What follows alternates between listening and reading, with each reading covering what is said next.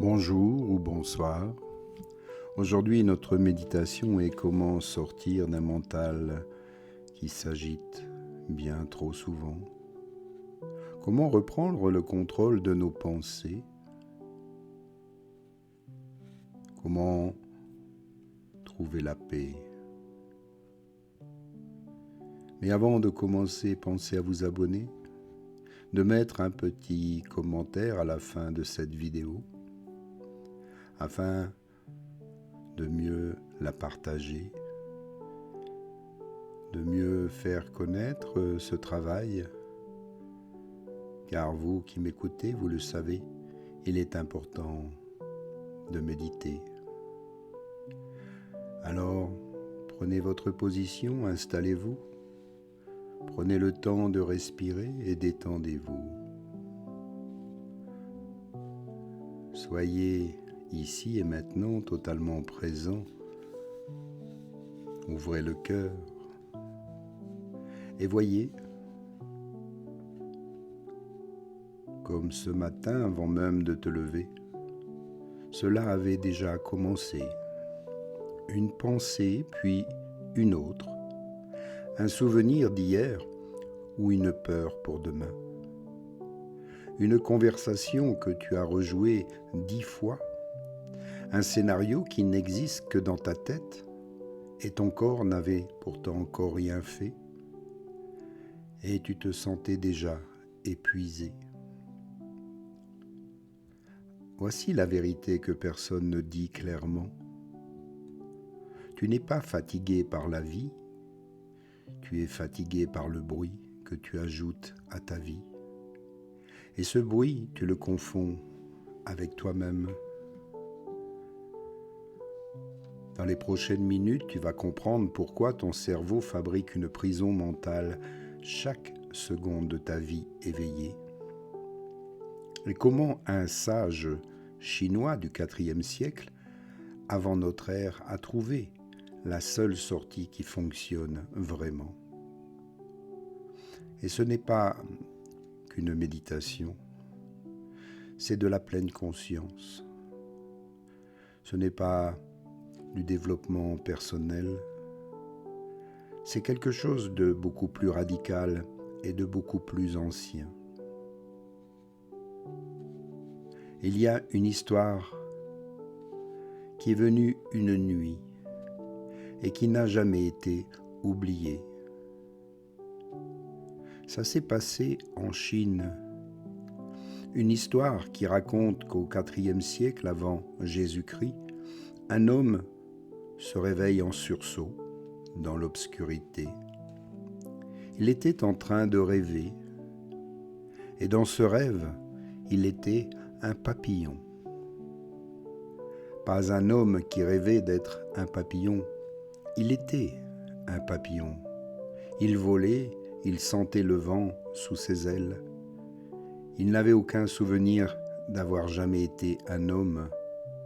Il était complètement et totalement un papillon. Et puis, il s'est réveillé. Et maintenant, assis dans le noir, il regarde ses mains d'homme, et il pose une question si simple qu'elle semble absurde, une question si profonde qu'elle a traversé 2400 ans pour arriver jusqu'à toi ce soir. Cette question, la voici. Suis-je un homme qui vient de rêver qu'il était un papillon? Ou suis-je un papillon en train de rêver qu'il est un homme? Cet homme s'appelait Zhuangzi. Et cette question n'était pas une curiosité philosophique, c'était une bombe posée au centre de tout ce que tu crois être. Parce que ce sage venait de découvrir quelque chose que ton cerveau fait à chaque seconde de ta vie éveillée, sans même que tu t'en rendes compte. Il fabrique une réalité et il arrive à te convaincre que tu es ce que tu penses. Zhuangzi n'était pas un mystique retiré du monde, c'était un homme du monde, quelqu'un qui avait refusé le poste de premier ministre du royaume de Chu, un des postes les plus puissants de son époque. Quand les émissaires du roi sont venus le trouver, il était en train de pêcher au bord d'une rivière. Et sans même les regarder, il a dit « J'ai entendu parler d'une tortue sacrée dans ce royaume. Elle est morte depuis 300 ans. Il paraît que le roi la conserve enveloppée dans de la soie, dans un coffre précieux. Alors dites-moi, préférerait-elle être morte et vénérée ou vivante en train de traîner ses pattes dans la boue ?» Les émissaires ont répondu « Vivante dans la boue, bien sûr. » Alors, allez-vous-en, car moi aussi je préfère rester libre à traîner mes pieds dans la boue. Et il a continué à pêcher. Ce n'était pas de l'arrogance, c'était de la clarté absolue. La clarté de quelqu'un qui a compris une chose, que la plupart des hommes ne comprennent jamais. Le pouvoir que tu cherches à l'extérieur est exactement ce qui te coupe de ta puissance que tu as à l'intérieur.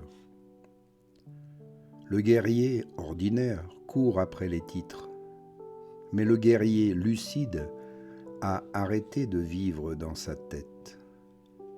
Le maître, lui, est là où il est complètement. Alors voici un premier concept. Peut-être que tu n'es pas fatigué, tu es simplement saturé. Voici ce que ce sage avait compris et ce que les neuroscientifiques ont mis 2400 ans à confirmer. Des chercheurs de Harvard ont mené une étude sur 2250 personnes en 2010.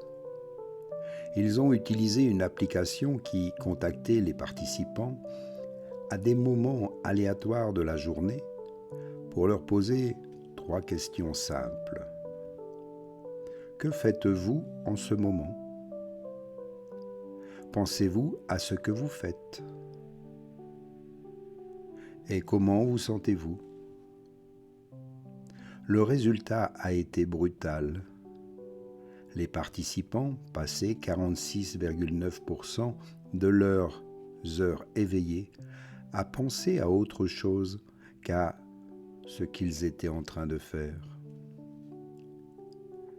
Presque la moitié de leur vie éveillée, absents de leur propre existence.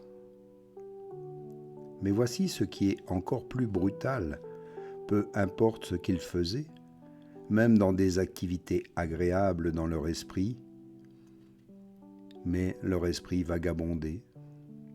Ils étaient bien souvent moins heureux. Systématiquement, les chercheurs ont conclu avec une phrase qui devrait te glacer le sang. Un esprit qui vagabonde est un esprit malheureux.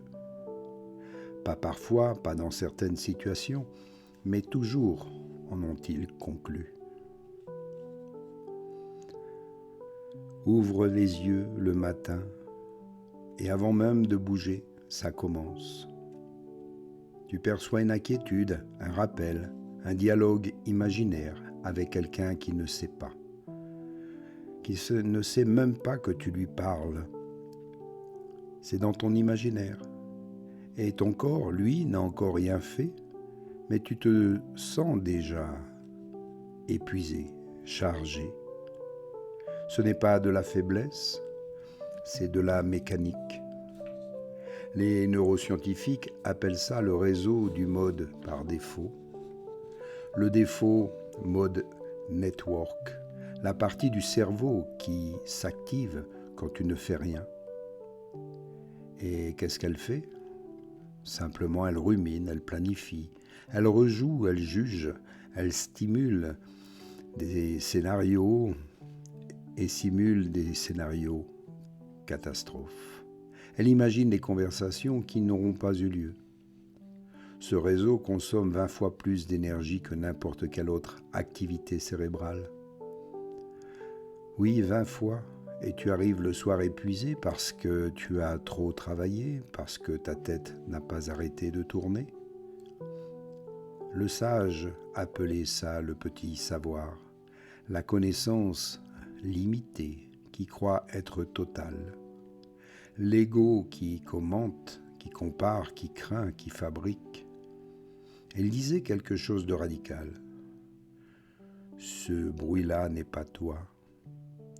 C'est un locataire très bruyant qui a pris le contrôle de ta maison et qui te fait croire qu'il est le propriétaire. Le guerrier faible combat ce locataire. Le guerrier lucide l'observe sans lui obéir.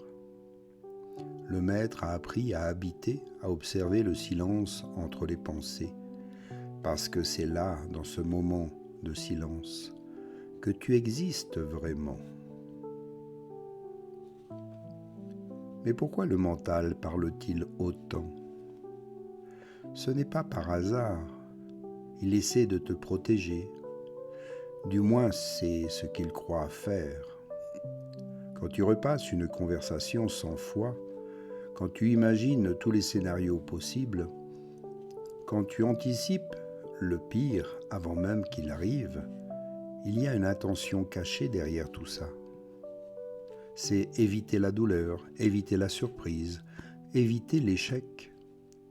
Le mental murmure « Si je réfléchis assez, alors je serai prêt. Si j'analyse tout, rien ne pourra me blesser. Si je contrôle les détails, je contrôlerai le résultat. » Mais maintenant, regarde avec lucidité. Est-ce que cela t'a rendu invincible ou simplement plus anxieux ? Le contrôle mental est une promesse séduisante. Il donne l'illusion de faire quelque chose, de ne pas être passif.